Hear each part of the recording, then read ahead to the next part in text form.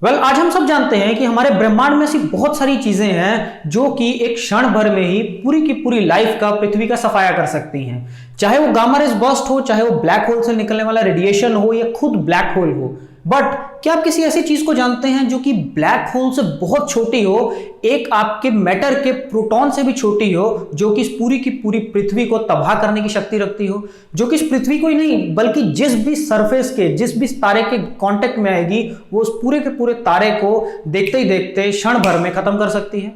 अगर आप ऐसी किसी चीज को या ऐसे किसी मैटर की फॉर्म को नहीं जानते हैं अभी तक साइंस में, तो आप आज मेरे साथ इस वीडियो में बने रहिए, क्योंकि 2017 में साइंटिस्ट ने कुछ ऐसा एक्सप्लोर किया है जो शायद पूरी की पूरी पृथ्वी को या कोई भी हमारी गैलेक्सी में स्टार है उसको नष्ट कर सकती है, या हमको बिग बैंग का वो राज बता सकती है जो कि आज तक हमसे अनभिज्ञ रहा है। Welcome to Vincy Scitech and I am your host Jaydeep Singh. Let's start the learning. अब गाइस, इस कॉन्सेप्ट को समझने के लिए हमको ब्रह्मांड की कुछ बहुत बड़ी जगहों पे जाना होगा और उसके अंदर काम कर रही बहुत छोटे लेवल पे जो साइंस है उसको समझना होगा। तो चलिए चलते हैं सबसे पहले ब्रह्मांड के तारों में। अब हम सब लोग जानते हैं कि बिग बैंग के दौरान जितना भी मैटर आज हम देखते हैं वो सब एग्जिस्टेंस में आया। उस एग्जिस्टेंशियल सेकंड में बिग बैंग के दौरान सारा का सारा हाइड्रोजन बम्बार्ड किया गया, यानी कि उस छोटे से न्यूक्लियस से निकला जो कि बाद में तारों का शेप लिया। अब जब भी हाइड्रोजन से तारे बने तो वो हाइड्रोजन को इतना कंडेंस किया गया, इतना ज्यादा वो हाइड्रोजन डेंस हुआ जिससे कि उसमें ग्रेविटेशनल फोर्स का जन्म हुआ, जो कि हम आइंस्टाइन की रिलेटिविटी से समझ सकते हैं। अब हमको उतना डीप नहीं जाना है। अब सिंपल सा फंडा है कि एक तारे में पूरा का पूरा हाइड्रोजन प्रेजेंट है। अब उसके कोर में हाई ग्रेविटेशनल फोर्स होने के कारण सारा का सारा हाइड्रोजन अंदर की तरफ खिंचता है, यानी कि पूरे के पूरे तारे का जो मास है वो अंदर की ओर कोर की तरफ खिंचता है। अब जब भी किसी चीज को बहुत जोर से दबाया जाता है तब वो चीज आपस में फ्यूज होती है। इसको हम एक सिंपल उदाहरण से समझते हैं। मान लो हमारे पास कनक के दाने हैं, जब हम कनक मार्केट से लेके आते हैं, अब जब हम उसको दबाते हैं, हम हाथ से दबाएंगे तब कुछ नहीं होगा। अब हम जब फोर्स को बढ़ा के उसको चक्की में देते हैं तब चक्की में जब दाने पिसते हैं उसमें से आटा बनता है, यानी कि वीट। अब जब भी वीट को हम फर्दर पीसेंगे तब कुछ नहीं निकलता है, हम जितना भी आटे को दबाते रहे नहीं निकलता है। बट अगर मान लो कि हम उस आटे को प्रेस से ही नहीं, यानी कि पूरा का पूरा अगर माउंट एवरेस्ट उस 1 किलो आटे पे रख दें तब उस आटे में जो लोड पड़ेगा वो बहुत ज्यादा होगा। अब वही सेम केस, वही सेम लोड जो है उस तारे के अंदर हाइड्रोजन एटम्स पे पड़ रहा है जो कि ग्रेविटी डाल रही है। अब हमारे पास कोई भी ऐसी मशीन नहीं है कि हम किसी भी नॉर्मल मैटर को, यार मान लो हमारे पास दाल है या कोई भी मैटर की फॉर्म है, उसको हम इतना कंप्रेस नहीं कर सकते कि वो एक तारे का जन्म ले, उसके एटम्स आपस में फ्यूज हो जाएं। बट कुदरत ये काम करती है with the help of gravitational force. अब उस ग्रेविटेशनल फोर्स के स्ट्रांग होने के कारण तारे के अंदर के जो एटम्स हैं उसको इतना दबा देती है कि उसके एटम्स के अंदर न्यूक्लियस आपस में फ्यूज हो जाते हैं, जो कि प्रोटॉन से प्रोटॉन बन के हाइड्रोजन का जो एटम है वो हीलियम में कन्वर्ट हो जाता है। अब हीलियम स्टेबल होने के कारण ऊपर चला जाता है, बट उस प्रोसेस में एक एनर्जी का जन्म होता है।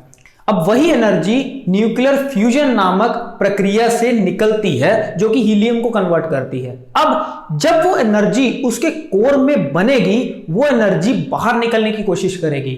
अब क्योंकि चारों तरफ हाइड्रोजन के एटम्स हैं, वो एनर्जी हाइड्रोजन एटम्स को पुश करेगी ताकि वो बाहर निकल सके। बट उसी हाइड्रोजन एटम्स को जो ग्रेविटी है वो अंदर की तरफ पुश कर रही है।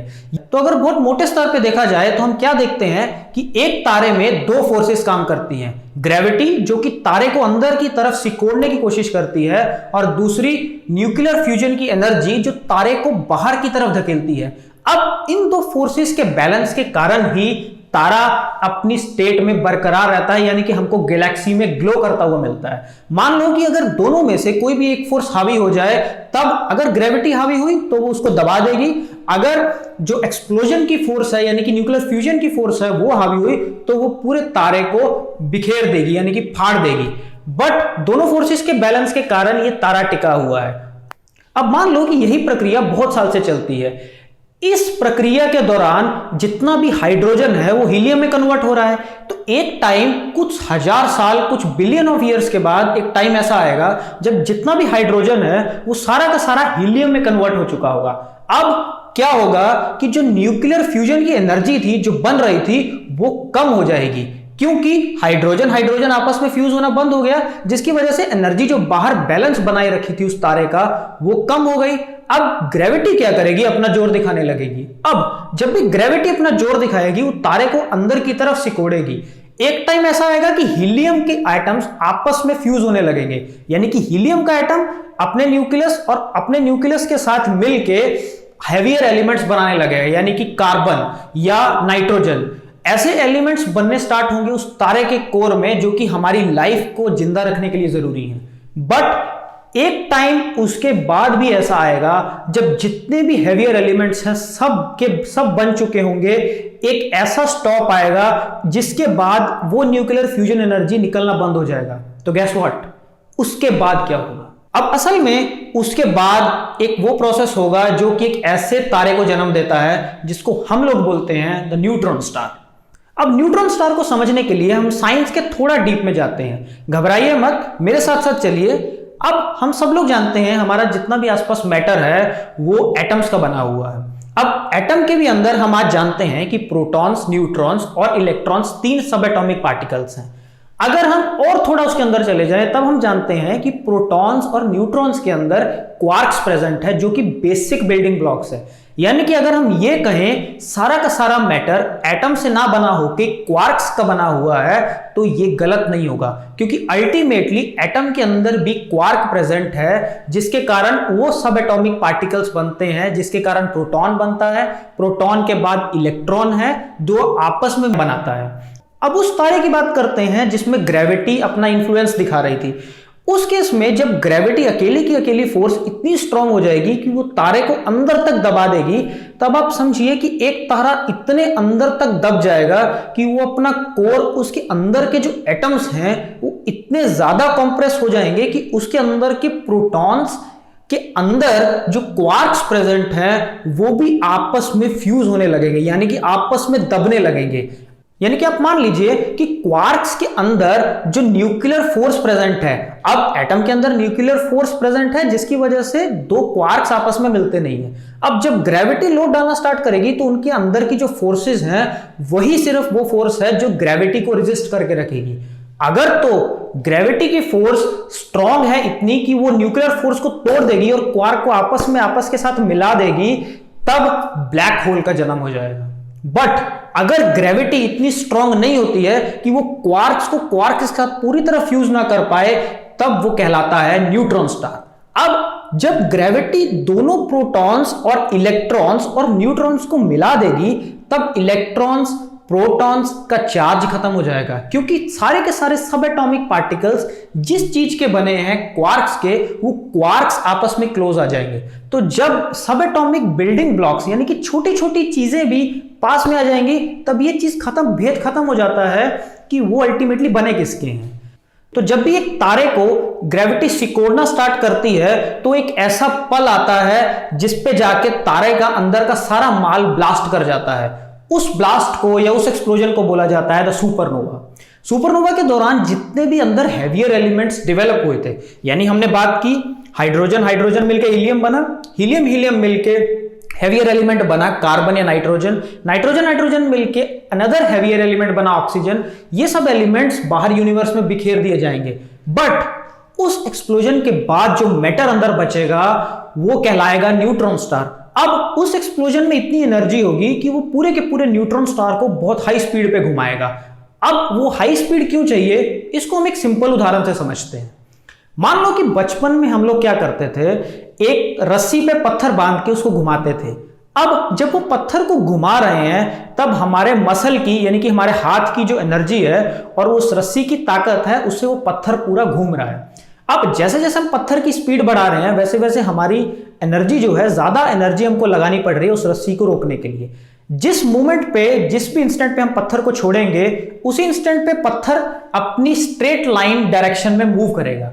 यानी कि उस समय जब हम रस्सी को घुमा रहे हैं, उस पत्थर में एक फोर्स डेवलप हो रही है जिसको बोला जाता है सेंट्रीफ्यूगल फोर्स, जो कि पत्थर को बाहर की तरफ धकेलती है। अब यही कॉन्सेप्ट रोल प्ले करता है उस न्यूट्रॉन स्टार के घूमने में। अब ये वही सिद्धांत है जिसके कारण हमारी सैटेलाइट्स अर्थ को ऑर्बिट करती हैं। अब आप सोचोगे कि हमारी सैटेलाइट को हम ऊपर भेजते हैं, वो अर्थ की ग्रेविटी के कारण नीचे क्यों नहीं गिर जाती हैं? वो सिर्फ इसीलिए नहीं गिरती हैं, सेम उस धागे और पत्थर के प्रिंसिपल पे, क्योंकि वो सैटेलाइट एक पर्टिकुलर स्पीड से धरती के चारों तरफ घूम रही है। अब वो स्पीड में घूमने के कारण वो सेंट्रीफ्यूगल फोर्स उस सैटेलाइट पे एक्ट कर रही है, जो कि उस सैटेलाइट को धरती के बाहर धकेलने की कोशिश कर रही है। बट धागे की जो ताकत है वो, यानी कि जो ग्रेविटी है, वो सैटेलाइट को अंदर की तरफ धकेल रही है। तो ये दोनों फोर्सेस आपस में बैलेंस रहती हैं, जिसके कारण सैटेलाइट चारों तरफ घूमती है। अब जब न्यूट्रॉन स्टार इस स्पीड पे घूमता है, जिसकी स्पीड तकरीबन कुछ हजार रोटेशंस पर सेकंड होती है, इतनी हाई स्पीड पे घूमने पे उस तारे में जो सेंट्रीफ्यूगल फोर्स डेवलप होती है वो इतनी स्ट्रांग होती है कि उसके अंदर की ग्रेविटी को रेजिस्ट कर पाए। यानी कि न्यूट्रॉन स्टार के अंदर ग्रेविटी तारे को अंदर दबाएगी, बट जो सेंट्रीफ्यूगल फोर्स होगी वो तारे को बाहर की तरफ धकेलेगी। तो अब न्यूक्लियर फ्यूजन और ग्रेविटी आपस में बैलेंस नहीं है, बट ग्रेविटी और सेंट्रीफ्यूगल फोर्स आपस में बैलेंस करती हैं, तब न्यूट्रॉन स्टार अपनी फॉर्म में टिका रहता है। नाउ अभी यहां से वो इंटरेस्टिंग कहानी स्टार्ट होती है जिस पे ये पूरी वीडियो बनी है। अब कोई नहीं जानता उस न्यूट्रॉन स्टार के अंदर में क्या है। उस न्यूट्रॉन स्टार का जो क्रस्ट है वो आयरन का रहता है, यानी कि लोहे का बहुत किलोमीटर मोटा धातु रहेगा। उस किलोमीटर क्रस्ट के अंदर, कोर के अंदर ग्रेविटी इतना स्ट्रांग होगा कि वो क्वार्क को क्वार्क के साथ मिला दिया होगा। यानी कि जितने भी अमाउंट ऑफ क्वार्क्स हैं, जो कि अभी फिजिक्स में 6 तरह के हैं, अब 6 में से सिर्फ 2 ही क्वार्क ऐसे हैं जो कि स्टेबल रहते हैं नॉर्मल कंडीशंस में। अब उस हाई प्रेशर पे हमको नहीं पता कि साइंस का कौन सा नियम काम करता है, कौन सा नहीं। मान लो कि जो 4 क्वार्क जो कि स्टेबल नहीं है, अगर वो उस कंडीशंस में स्टेबलाइज हो, क्योंकि वैसा प्रेशर हम अर्थ पे कभी भी क्रिएट नहीं कर सकते, वैसा प्रेशर, वैसा टेम्परेचर, और अगर उस प्रेशर या टेम्परेचर पे एक ऐसा मैटर एग्जिस्ट करता हो जिसके बारे में हमको अनुमान ही ना हो। 1978 में एक फिजिसिस्ट ने बताया कि शायद न्यूट्रॉन स्टार के अंदर एक ऐसा मैटर मौजूद है जो कि साइंस के बाकी मैटर जिसको हम जानते हैं और जिस लॉस पे हम साइंस को बनाए हैं, वो लॉस को शायद ओबे नहीं करता है, और शायद वही मैटर ऐसा है जो कि one of the stay blessed form of matter है, यानी कि उससे ज्यादा स्टेबल कुछ भी नहीं है। और वही ऐसा चीज है जो शायद हमको बिग बैंग का राज खोल सकता है। क्यों? क्योंकि बिग बैंग के दौरान हम मानते हैं कि एक बहुत छोटा सा न्यूक्लियस, एक एटम से भी छोटा था, जो एक्सप्लोड हुआ था। अब उसकी एक्सप्लोजन से सारा का सारा मैटर निकला था। अब अगर हम उस डेंस एटम को समझ जाएं कि बिग बैंग के पहले वो डेंस एटम में क्या था, तो हम ये भी समझ सकते हैं कि बिग बैंग का जन्म क्यों हुआ था, क्यों बिग बैंग हुआ था। और वो चीज समझने के लिए हमारे पास ब्रह्मांड में सिर्फ एक ही चीज है, जो कि न्यूट्रॉन स्टार है। अब अगर न्यूट्रॉन स्टार के कोर को हम समझ जाएं कि उसकी हाई डेंसिटी कोर में ऐसा क्या हो रहा है, तो शायद हम बिग बैंग का राज भी समझ सकते हैं। बट क्या हो कि अगर उस कोर में ऐसा कुछ है जो कि पूरी की पूरी पृथ्वी को तबाह कर सकता है, और उसी को बोला जाता है द स्ट्रेंज मैटर। अब ये स्ट्रेंज मैटर कितना स्ट्रेंज है, इसका अंदाजा हम इस चीज से लगाते हैं। नॉर्मल हमारे प्रोटॉन्स और न्यूट्रॉन्स 2 तरह के क्वार्क से ही बने होते हैं, अप क्वार्क और डाउन क्वार्क। अब वही क्वार्क्स हमारे मोस्ट स्टेबल हैं। अब जैसे ही इतना हाई प्रेशर और टेम्परेचर क्रिएट होगा, उस समय एक स्ट्रेंज क्वार्क जो कि एग्जिस्टेंस में आएगा, यानी कि हो सकता है कि उसके अंदर स्ट्रेंज क्वार्क्स प्रेजेंट हों जो कि स्ट्रेंज मैटर बनाते हों। अब अगर तो उसके अंदर स्ट्रेंज का एक भी क्वार्क जन्म लेता है सब एटॉमिकली, तब वो क्वार्क सबसे ज्यादा स्टेबल होगा। अब वो क्वार्क इतना स्टेबल होगा कि वो किसी भी मैटर के, किसी भी क्वार्क के जैसे ही कांटेक्ट में आएगा, उसी समय उस क्वार्क को भी स्टेबल कर देगा। यानी कि वो क्वार्क की प्रॉपर्टी भी रहेगी स्टेबल में जाने की। अगर ये चीज आपको थोड़ी सी चकरा रही है तो हम इसको सिंपल एक उदाहरण से समझते हैं। मान लो कि कोई भी बॉल है, वो हाइट पे पड़ी हुई है। अगर हम हाइट से एक गेंद को छोड़ते हैं, तब वो अपनी ग्राउंड स्टेट में जाने की कोशिश करती है, यानी कि अपनी लोअर एनर्जी को अटेन करने की कोशिश करती है। यही चीज होता है हर चीज के साथ। आप देखिए, अगर आप चीज को गर्म रखेंगे, एक ठंडी चीज रखेंगे, तो जो गर्म चीज है वो अपने आप ठंडी होने लगेगी एज पर द एनवायरनमेंट। अगर हम थोड़ा सा साइंस में जाएं तो हर चीज उस डायरेक्शन में मूव करती है जहां उसकी एंट्रोपी बढ़ती है। गर्म चीज ठंडी होती है, हवाएं हाई प्रेशर से लो प्रेशर में चलती हैं, डेंसिटी जो है हाई टू लो अचीव करने की कोशिश करती है, और यही काम होता है ऊपर से फेंकती हुई गेंद हमेशा नीचे आने की कोशिश करती है, क्योंकि उसको एक स्टेबल स्टेट को अचीव करना है। अब मान लो कि हमारे आसपास जितना भी मैटर प्रेजेंट है, अगर सब बोले कि भाई नहीं यार, हम क्यों इस अनस्टेबल स्टेट में रहें, अगर हमारे पास एक ऐसा फॉर्म ऑफ मैटर है जो हमको इससे भी स्टेबल ले जा सकता है, तो क्यों ना वो किया जाए। और वही काम करता है स्ट्रेंज मैटर। स्ट्रेंज मैटर इतना स्टेबल है कि वो जिस भी चीज के कांटेक्ट में आएगा, मान लो कि एक एटम के अंदर के प्रोटॉन का क्वार्क, आप समझ रहे हैं कि वो कितना छोटा है, जिसकी हम लोग कल्पना भी नहीं कर सकते। अगर वो एक क्वार्क भी किसी एटम के कांटेक्ट में आएगा तो उसके अंदर को क्वार्क्स को चेंज करेगा, और उसके अंदर के क्वार्क्स फर्दर आगे क्वार्क्स को चेंज करेंगे। तो ऐसे एक ऐसा चेन रिएक्शन स्टार्ट होगा जो देखते ही देखते पूरी की पूरी पृथ्वी को या पूरे के पूरे मैटर को, जिसके भी वो कांटेक्ट में है, सबको स्ट्रेंज मैटर में कन्वर्ट कर देगा। अब जैसे ही सारा का सारा नॉर्मल मैटर स्ट्रेंज मैटर में कन्वर्ट हो जाएगा, तो वो नॉर्मल फिजिक्स के लॉ को ओबे नहीं करेगा, और हमारी साइंस शायद उसके लिए तैयार नहीं है। अब आप सोचोगे यार ये चीज होने की संभावना कितनी है। अब आप सोचिए कि अगर उस न्यूट्रॉन स्टार का जब ब्लास्ट होता है तो दो न्यूट्रॉन स्टार आपस में एक दूसरे के अराउंड रिवॉल्व करते हैं। अब जब वो रिवॉल्व करने के बाद एक टाइम के बाद वो आपस में कोलाइड करते हैं, तब उस न्यूट्रॉन स्टार के अंदर में जो मैटर है किसी भी तरह को, चाहे वो स्ट्रेंज है या चाहे जो भी है, वो स्ट्रेंज मैटर बाहर निकलता है। और अगर वो बाहर निकला मैटर का एक एटम का एक पार्टिकल भी धरती की तरफ आ जाए तो हम उसको डिटेक्ट नहीं कर पाएंगे किसी भी टेलीस्कोप से या किसी भी इंस्ट्रूमेंट से। और अगर बाई चांस वो टकरा गया, देन शायद हमको कोई नहीं बचा सकता है उसके बाद। बट शायद हो सकता है कि वही स्ट्रेंज मैटर एक ऐसी कुंजी हो जिसमें ब्रह्मांड के बहुत सारे राज हम खोल सके। आखिर कैसे बिग बैंग हुआ था, आखिर सारा हाइड्रोजन उस बिग बैंग से कैसे आया, आखिर वो बिग बैंग का कारण क्या था, क्या था उस बिग बैंग के पीछे, क्या है स्पेस के बाहर। तो शायद स्ट्रेंज मैटर ये सब सवालों के जवाब दे सकता है। तो आई होप गाइस मेरी छोटी सी मेहनत आपको समझाने की कि एक्चुअल में स्ट्रेंज मैटर है क्या और ये कैसे जन्म लेता है, आपको इस चीज में क्लैरिटी आई होगी। अगर आपको इस वीडियो से छोटी सी चीज भी सीखने को मिली हो तो प्लीज आप इस वीडियो को लाइक कीजिए और इस चैनल को सब्सक्राइब कीजिए, क्योंकि यहाँ पे ऐसी ही टेक्नोलॉजी और साइंस के रिलेटेड हम कोशिश करते हैं पोस्ट करने की। अगर आपका कोई भी सवाल या सुझाव हो, अगर कोई भी इसके रिगार्डिंग क्वेश्चन हो, तो आप कमेंट्स में बताइए, हम कोशिश करेंगे उसको आंसर करने की। और इस वीडियो को उन लोगों के साथ शेयर कीजिए जो शायद अभी तक आपके साथ स्ट्रेंजर हैं या स्ट्रेंज मैटर को नहीं जानते हैं। So and always thanks for watching.